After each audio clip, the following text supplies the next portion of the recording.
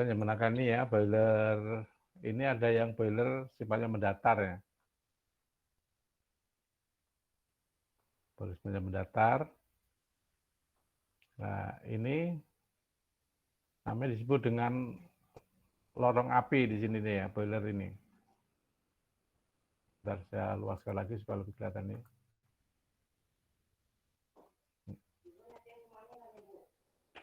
Ini bagian-bagiannya.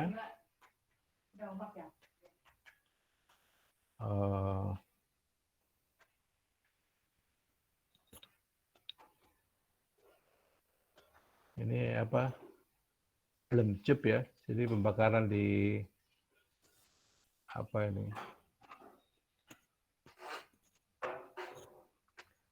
Namanya kalau di ini namanya lorong api begitu ya. Jadi dari sini terus ini ada biasanya ini belok lagi ya, sebentar ini masih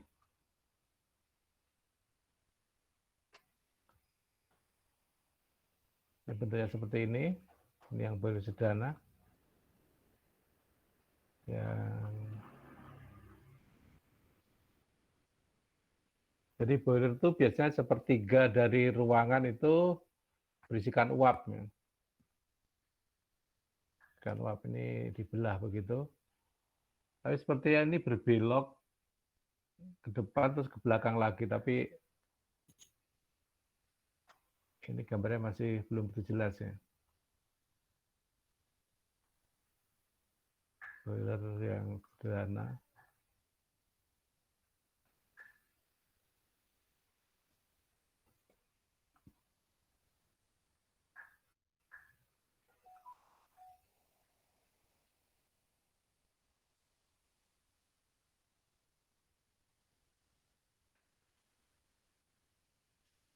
Berarti ini sama ya yang disampaikan Bu Arifia ya, jenis boiler.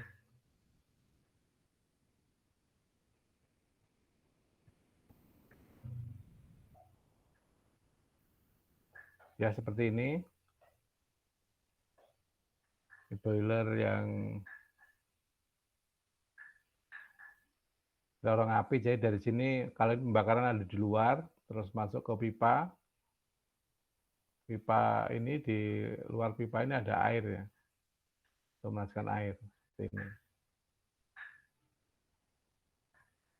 Ini modelnya seperti ini, belok lagi terus ini ada yang apa belok untuk belakang seperti ini. Terus baru ke depan baru kebuang.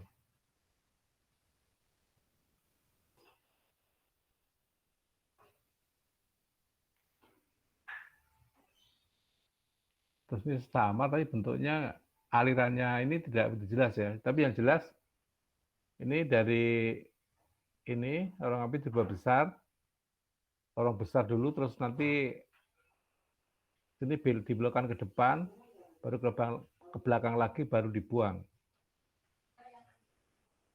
Ya, mudah bisa seperti ini.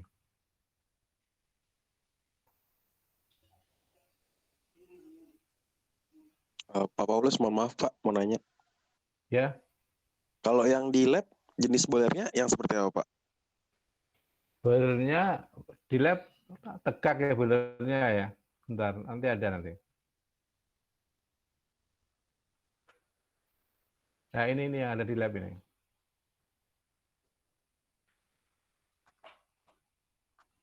Ini yang boiler tegak. Untuk yang kapasitasnya sedikit lebih besar daripada yang tegak ini. Kalau yang tadi yang mendatar, yang vertikal maksudnya, tegak vertikal. Ini yang ada di lab seperti ini.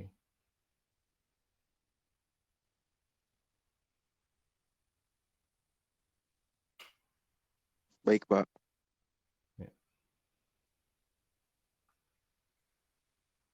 Nah ini ada beberapa jenisnya. Jadi tapi prinsipnya sama ya. Jadi pembakaran dari atas. Ini ada beberapa keterangan ini ya. Ini untuk apa? Electrical ya. Jadi kotak begitu ya di sini. Ini box. Ini untuk membuka kotak ini water cassette.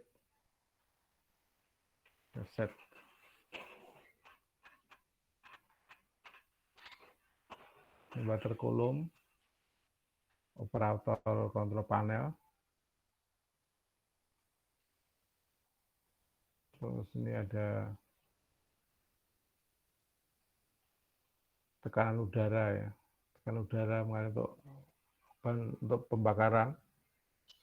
Ini oil pump. Steam outlet keluar.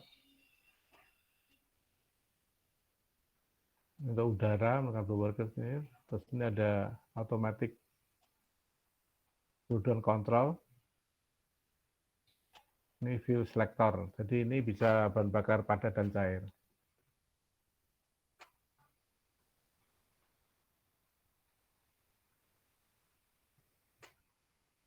Nah ini bentuknya dari sini, dari atas. Ini dengan bahan bakar gas.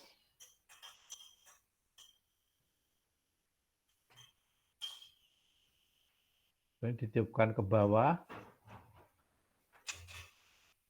terus ini ke atas lagi. Baru di sini dibuang gasnya. Jadi yang biru ini berisi air di sini. Dari atas, terus lihat kisi-kisi. Ini kalau yang di boiler kita ini bentuknya, ini kan terus miring begitu. Kalau ini di bawah itu tertutup itu bentuk U. Karena bentuknya kan seperti silinder begitu ya.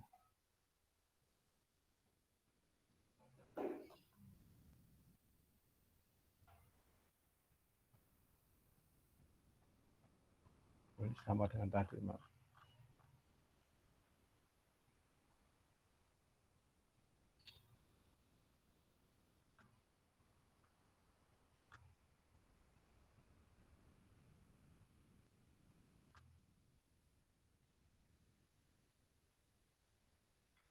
Terus ada yang bentuknya pipa-pipa seperti ini ke atas.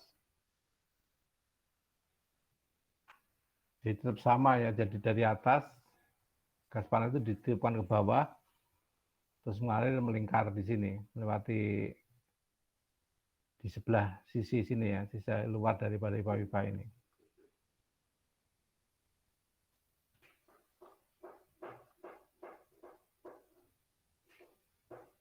Kalau ini seperti apa? Bentuknya silinder begitu ya. Terus ini ada kisi-kisi supaya setelah gas panas ditiup di sini supaya merata itu ke atasnya itu. Sampai di atas baru keluar cerobong. Membatasi.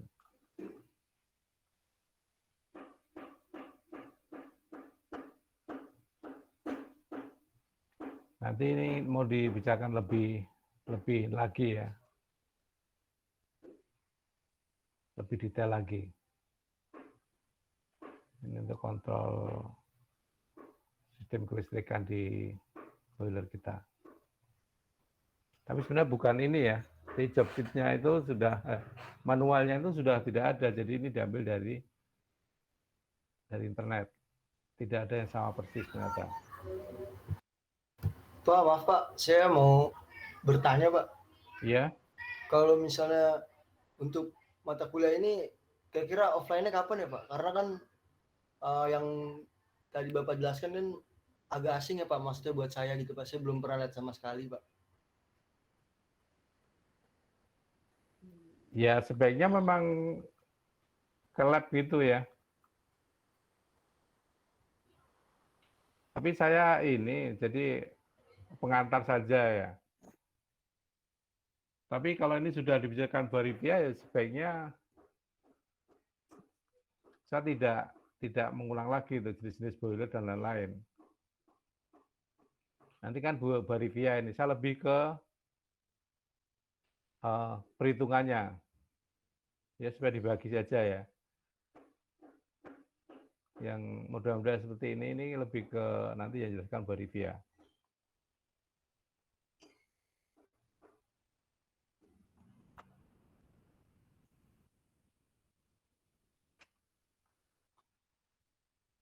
Nah,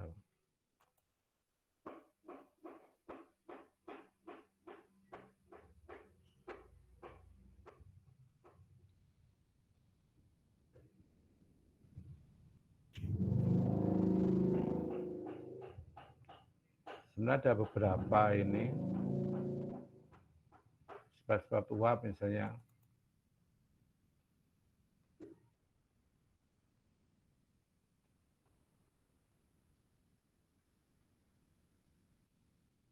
Jika suap pada siklus Rankine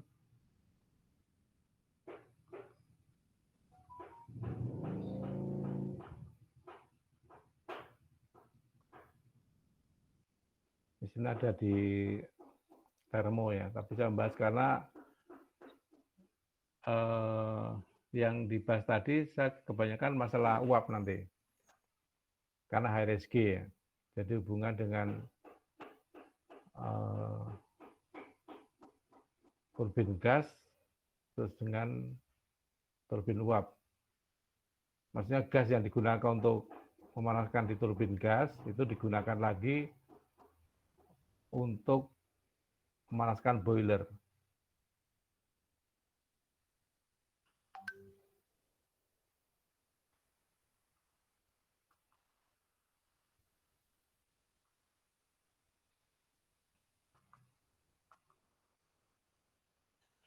Ya mungkin itu saya mulai dari sini ya. Tidak terlibat banyak mengenai boiler tadi ya, karena sudah dibahas Bu Rivia. Saya ingin menjelaskan ulang masalah uap saja ya. Yang ini. Nanti ini saya share.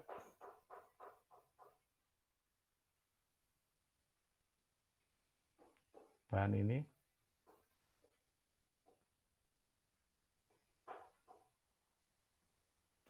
Jadi ini saya menjelaskan masalah kondisi uap ya. Ini garis ini adalah garis namanya garis jenuh. Anda sudah kenal dan sudah bosan ya bahas ini ya. Di sini cair, ini cair uap, sini uap. Di sini ini cair jenuh. Kalau di garis ini boleh katakan seluruhnya cair. Jadi kalau kita ini masak sini ya, jadi uapnya itu berupa uap, di sini berupa airnya begitu. 100% cair. Ini campuran di sini bertahap ini. Semakin mendekati uap di sini, semakin besar kualitas uapnya atau kuantitas uapnya semakin besar. Atau kalau disebutkan di sini seperti ini. Ini cairan subcooling, subcooled. Subcooled itu super cair ya, super dingin. Dan di sini cair jenuh, ini titik. Di sini campuran uap basah, uap jenuh. Cair jenuh, di sini uap jenuh, atasnya. Bawahnya itu cairan jenuh. Ini diibaratkan ada ini suatu tempat gitu ya. Tempat terus atasnya ada piston begitu untuk menutupi. Jadi ini masih berupa air, berupa cair seluruhnya. Terus di sini di dalam kubah ini sebagian berupa air, ini berupa uap. Uap ini uap jenuh. Terus sampai di sini ini dipanaskan terus seluruhnya menjadi uap. Nah ini menjadi uap jenuh. Uap jenuh atau uap kering. Terus sampai di sini menjadi uap superheated. Jadi seluruhnya uap dipanaskan lagi. Jadi uap superheat superheated ini uap yang memiliki temperatur lebih tinggi saat dia mendidih, saat dia menjadi uap. Ini. Kalau ini subkulit ini cairan itu lebih dingin di saat dia mencair, lebih dingin dari cair jenuh. Super cair itu lebih dingin dari cair jenuh.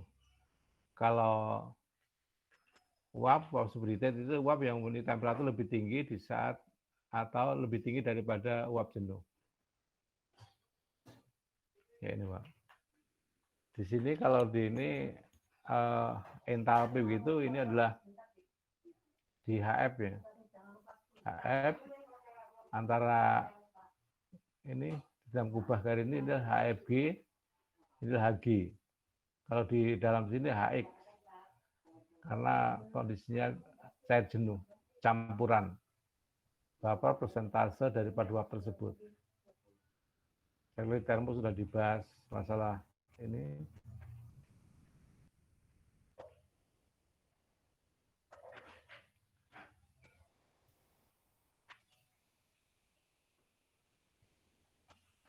Narasinya bisa nanti dibahas sendiri ya. Garis cair jenuh, garis 1. Garis uap jenuh. Dan ada keterangannya angkanya. Tekanan, entalpi, temperatur, proses entropi, dan lain-lain.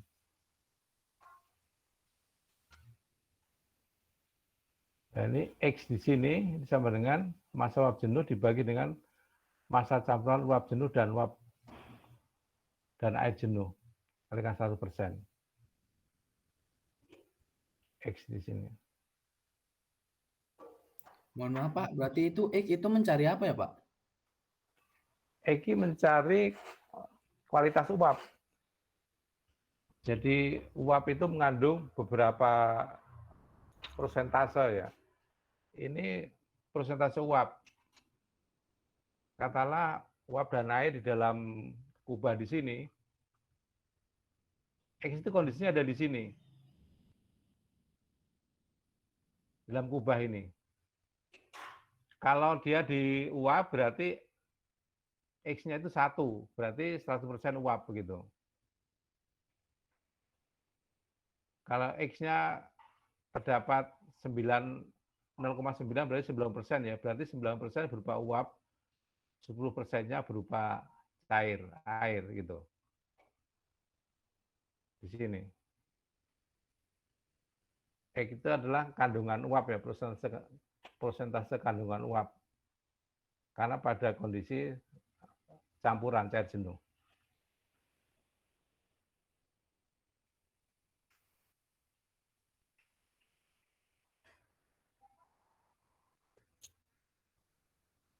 X itu bisa untuk dari harga X ini bisa untuk sebagai mencari entalpi, entropi maupun volume. Ini ya. X di sini ini. Jadi besaran X bisa dicari dengan menggunakan besar di dalam atau volume jenis atau entalpi sama saja.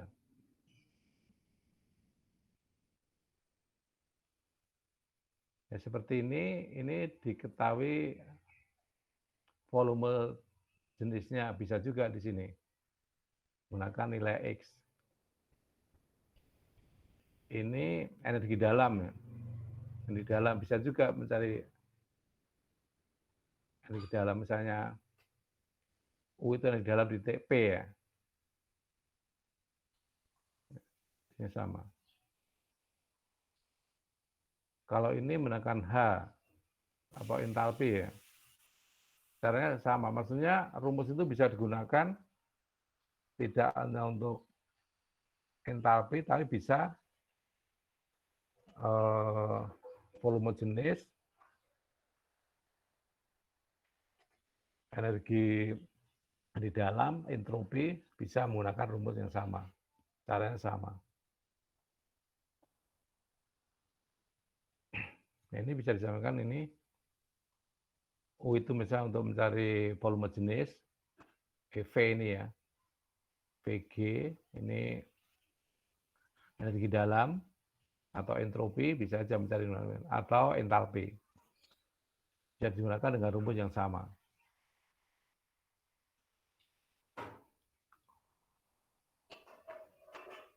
Rumus ini saya kira tidak masalah ya.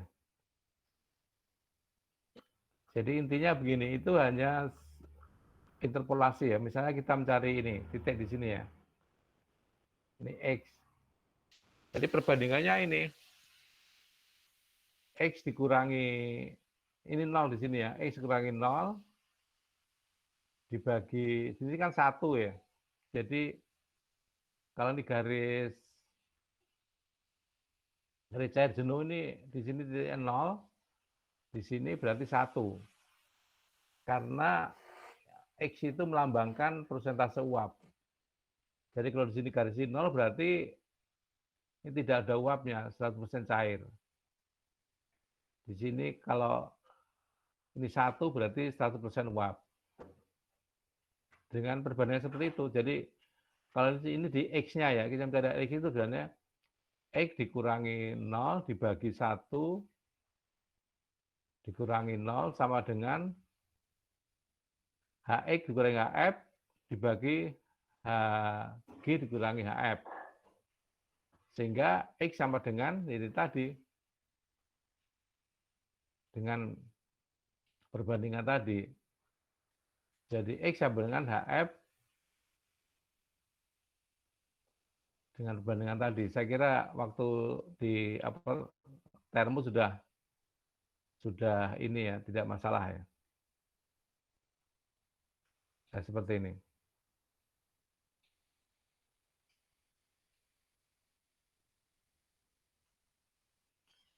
Cuma di sini menggunakan P ya.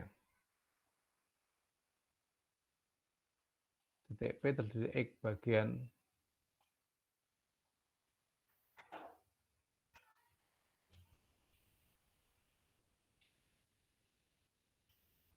yaitu mencari harga X ini.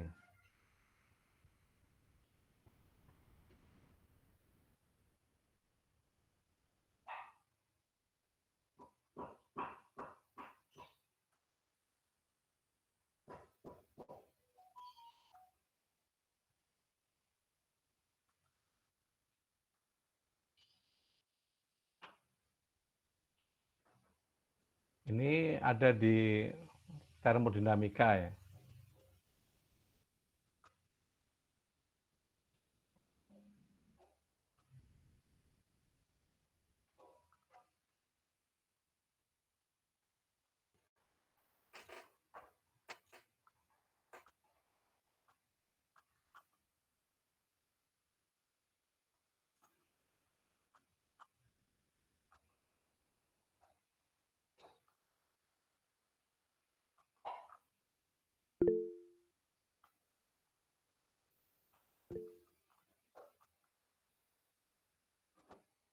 Ini siklus Rankine itu siklus air uap ya.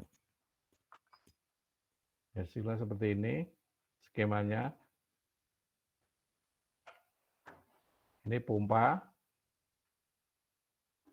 menekan air masuk boiler, boleh dipanaskan menjadi uap. Uap dipanaskan di superheater, jadi baru superheat. Terus menggerakkan turbin, lebih uap, turbin menggerakkan generator menjadi energi listrik. Keluar didirikan dalam kondenser. Kondenser sudah menjadi air, terus dipompa masuk ke boiler dengan siklus tertutup.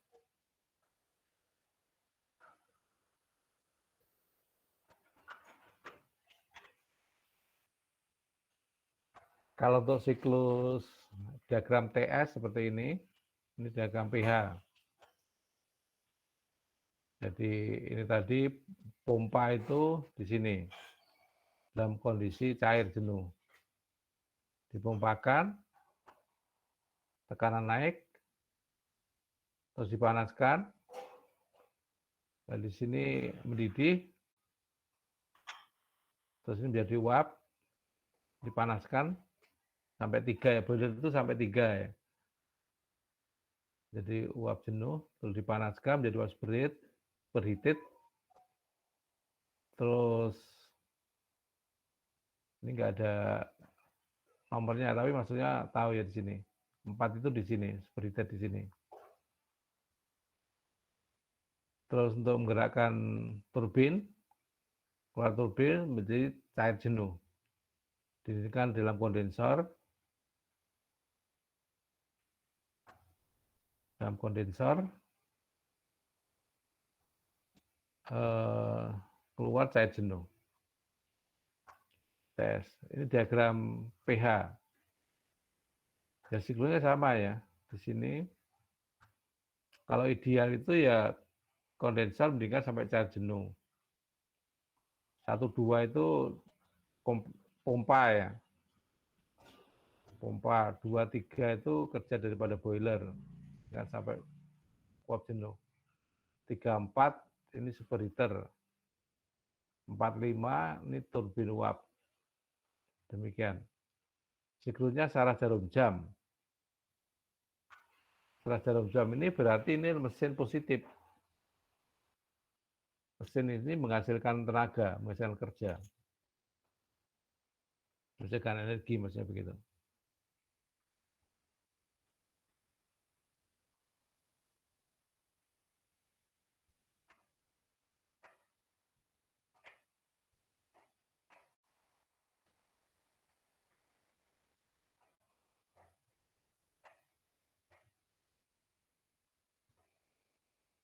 Ini proses-proses ini berisi narasi seperti itu.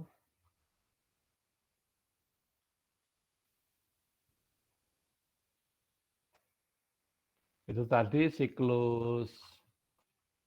masih siklus ideal ya, yang saya bicarakan tadi nih.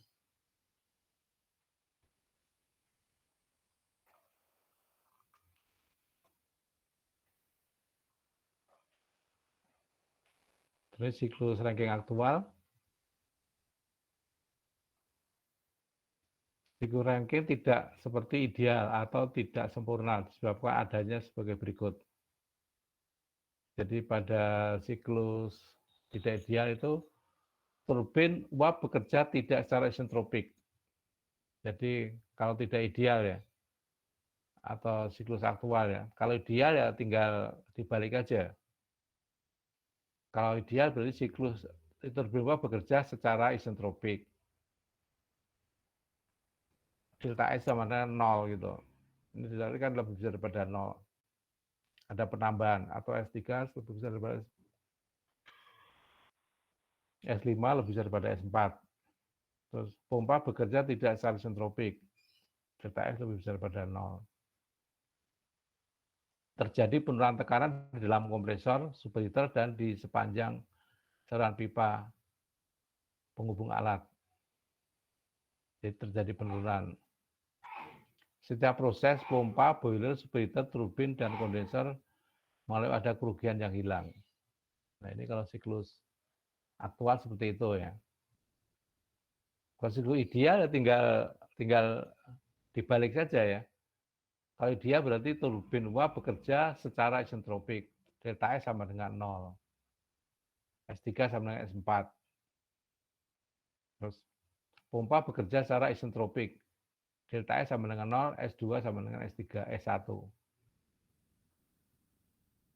Tidak terjadi, tidak terjadi penurunan tekanan di dalam kondensor, superheater, dan di sepanjang saluran pipa penghubung alat.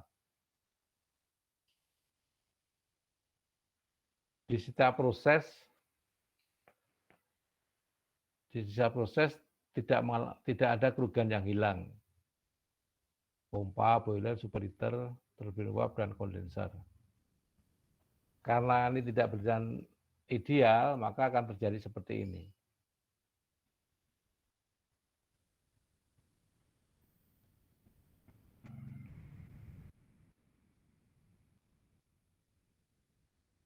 Jadi kalau tidak ideal berarti ini ada efisiensi pompa, efisiensi boiler, efisiensi superheater, efisiensi turbin uap, efisiensi kondensor.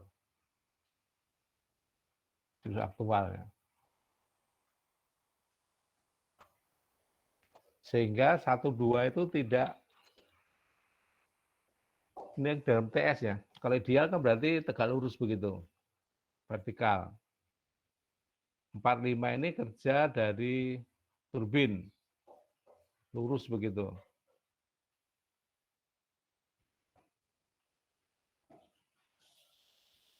Lurus begitu.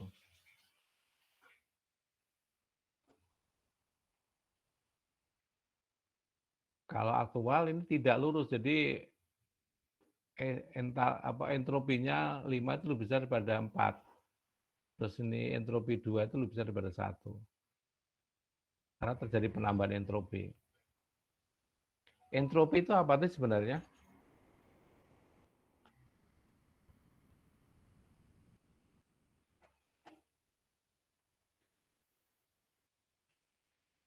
Entropi itu suatu besaran energi yang dapat dipergunakan untuk parameter keadaan suatu proses. Sebagai parameter keadaan suatu prosesnya. Sepertinya entropi itu begini, jadi suatu perhitungan ada sesuatu yang untuk perhitungan tidak bisa pas begitu. Yang faktor X tadi. Satu faktor X itu. Yaitu ternyata entropi. Maka entropi itu sebenarnya suatu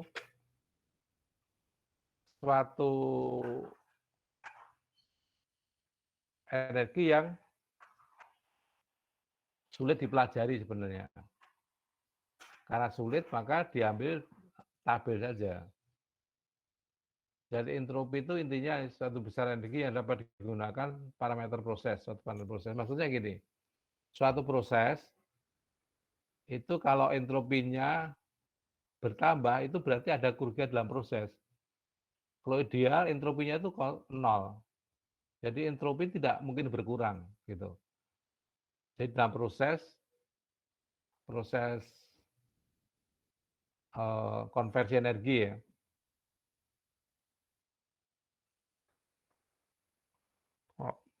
Proses entropi itu tidak mungkin berkurang, tetap atau bertambah. Kalau entropinya tetap berarti prosesnya ideal.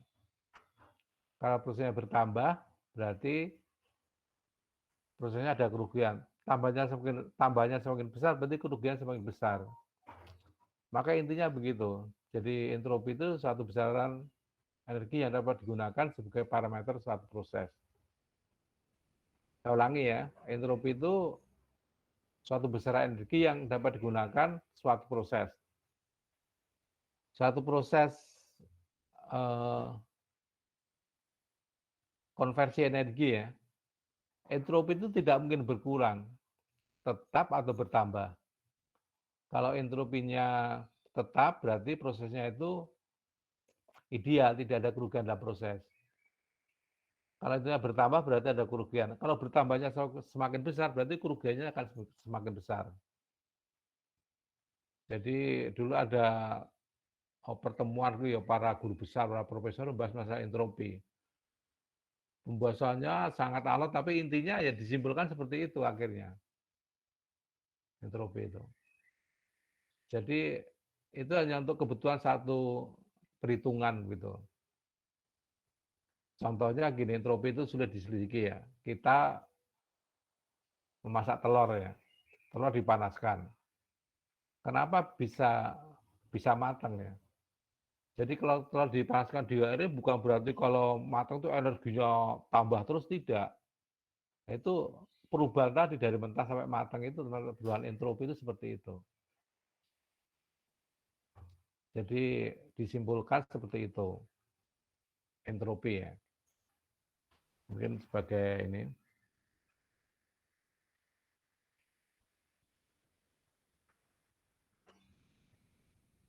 Saya kira itu untuk analisa uap. Ini sebenarnya sudah ada jawabannya ya kalau ingin untuk latihan ya.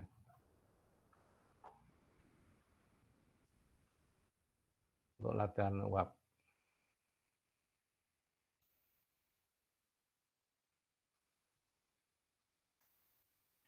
Saya sementara itu, silakan kalau ada yang tanyakan, mahasiswa. Mohon maaf Pak, izin berkonfirmasi tadi berarti itu entropi itu suatu energi yang dapat digunakan untuk suatu proses gitu ya Pak? Gini, entropi itu suatu besaran energi yang dapat digunakan untuk parameter suatu proses. Ya. Suatu besaran energi yang dapat digunakan sebagai parameter suatu proses. Di dalam proses konversi energi itu entropi tidak mungkin berkurang. Tetap atau bertambah, maka sebagai parameter tinggal entropinya itu bagaimana gitu loh. Kalau entropinya tetap berarti prosesnya itu ideal. Ideal maksudnya di sini tidak ada kerugian dalam proses. Jadi entropi tidak mungkin berkurang ya. Jadi kalau ada gambar ada entropinya bertambah itu pasti salah. Maka dia entropi itu suatu besaran energi yang dapat digunakan parameter suatu proses. Entropi dalam proses ini ya maksudnya konversi energi ya, entropi itu tidak mungkin berkurang. Tetap atau bertambah. Kalau tetap berarti prosesnya ideal. Dan proses tidak ada kerugian dalam proses. Kalau bertambahnya sedikit ya berarti kerugiannya sedikit. Bertambah besar berarti kerugiannya besar. Maka dia sebagai parameter suatu proses. Sebagai parameter keadaan suatu proses itu entropi. Ya, pertanyaan yang bagus. Ya, silakan Pak, ada yang tanya lagi. Kalau begitu, entropi ini adalah satu hal yang harus dihindari dong, Pak. Misalkan dalam proses pengkonversian energi gitu, Pak. Kalau misalkan bertambah berarti ada ruginya berarti tadi. Iya, ya diusahakan entropinya tidak bertambah dalam proses tersebut. Jadi kalau dalam proses tersebut entropinya tidak bertambah, berarti prosesnya ideal, tidak ada kerugian dalam proses. Nah, terus faktor apa aja tuh, Pak, yang ngebuat entropi itu bertambah? Apa ada faktor khusus nggak, Pak, yang ngebuat entropi itu bertambah? Ya, ya karena proses tadi itu ya, karena dalam proses tadi. Jadi kalau ingin mengetahui prosesnya itu bisa dilihat entropinya. Jadi mungkin energi fluida yang masuk dan fluida yang keluar itu bagaimana. Kalau entropinya konstan berarti prosesnya bagus begitu. Kalau entropinya bertambah, apalagi bertambahnya banyak, berarti kerugiannya akan banyak gitu. Maka dikatakan termodinamika sebenarnya hal yang paling sulit dipelajari itu entropi. Ya, ya seperti tadi ya entropi itu ya, kalau misalnya kita masak nasi gitu dari mentah menjadi matang gitu, itu perubahan entropi begitu. Masak telur dimasukkan di air mendidih, kenapa telurnya bisa matang? Bukan berarti telur matang energinya besar gitu, belum tentu.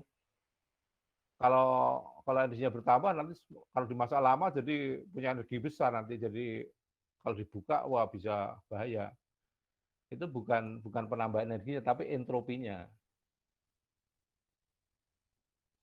Jadi intinya begitu ya. Jadi entropi itu suatu besaran energi yang dapat digunakan sebagai parameter suatu proses gitu.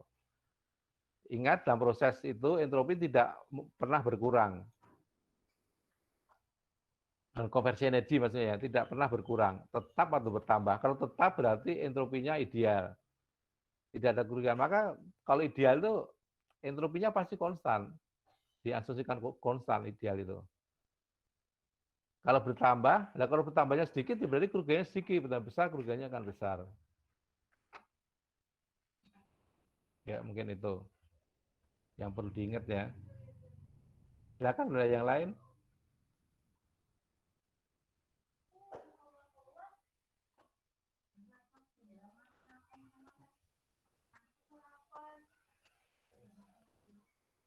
Ya begitu. Saya kira untuk ini tadi serious ranking diperdalam minggu depan ya. Harus perlu ada tabel uap ya.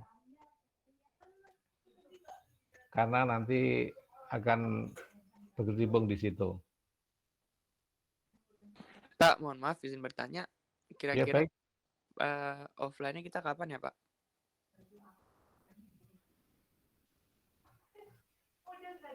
Offline. Ya, ini saya ingin ini ya. Jadi mungkin bisa dibagi dua. Jadi satu kelas dibagi dua begitu, atau nanti saya nanti bicara dengan Bu Rivia, bisa dibagi dua begitu. Jadi nanti teorinya sekitar 4 kali atau 5 kali pertemuan. Berikutnya kita di lab. Di lab juga yang mungkin paling tidak kita melihat di sana ya. Ya begitu, Ilham. Baik, Pak. Terima kasih, Pak. Ya, nanti saya bicara dengan Bu Via atau dibagi dua setengah kelas gitu, nanti sampai UTS begitu. Atau bagaimana? Ya begitu ya, sudah Ilham ya. Ada lagi yang ditanyakan? Ini udah absen semua ya. Bentar saya lihat dulu.